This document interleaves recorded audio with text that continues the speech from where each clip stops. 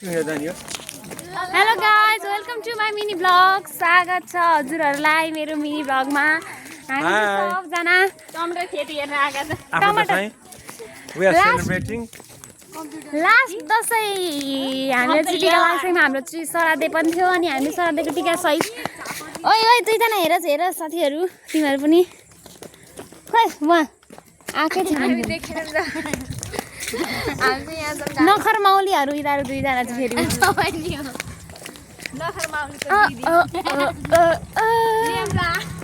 नेब्ला हेर्नु न मलाई नेब्ला भन्छ कस्तो रहेछ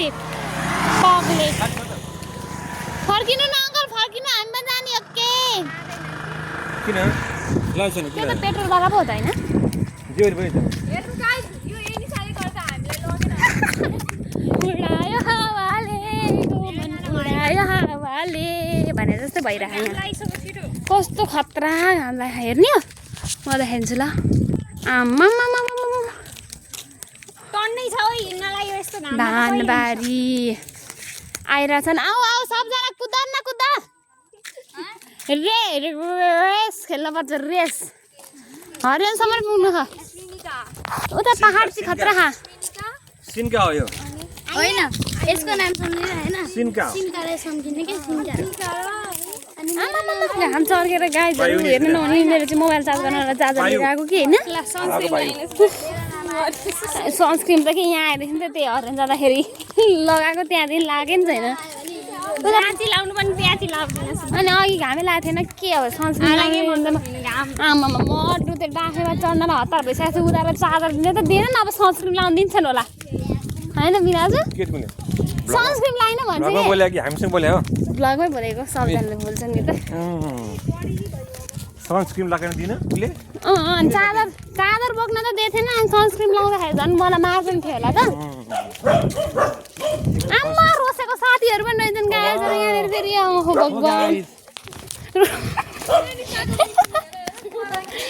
रोसे तेरो चाहिँ दोस्ती बेस्टीहरू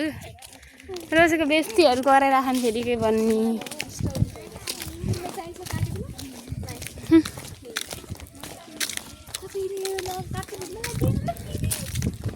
ओ माई गड गोसिप गर्ल्स थाहा तिमीहरूलाई गोसिप गर्ल्स मलाई अलिअलि इङ्ग्लिस त आउनु लाग्यो के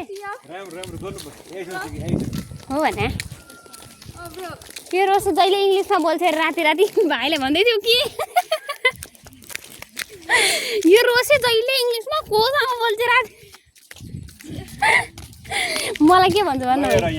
हाम्रो ब्लग सुरु अर्को ब्लग हो त्यो आएन त भ्लगर इन टाउन हाम्रो भिराज पनि भ्लगर हो गाइस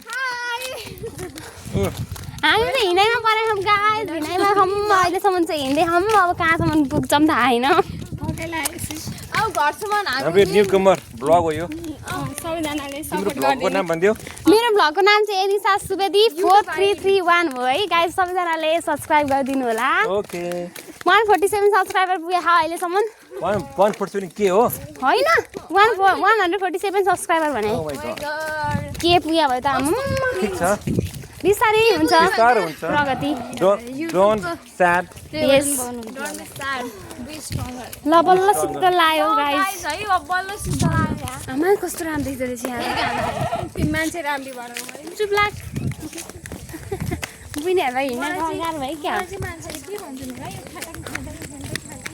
गाइज म अलि अगाडि गएर भ्लग बनाउँदैछु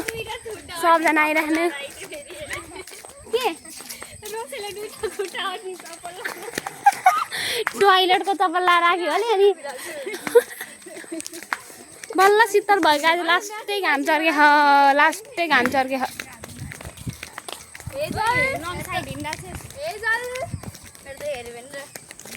हामी खासै घर पुगुन्जेलसम्म केही भेट्छौँ जस्तो मलाई लाग्दैन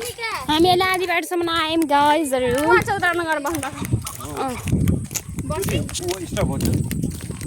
धेरै लामो भयो जस्तो लाग्यो मलाई मेरो भ्लग है अब यहाँ एन्ड गरिदिनु परेको छ जस्तो bye guys see you in the next video अर्को भिडियोमा भेटौँला यो अर्को स्टप हो हजुरहरूलाई कस्तो लाग्छ मेरो भ्लग यसो कमेन्ट गरिदिनु ल बाई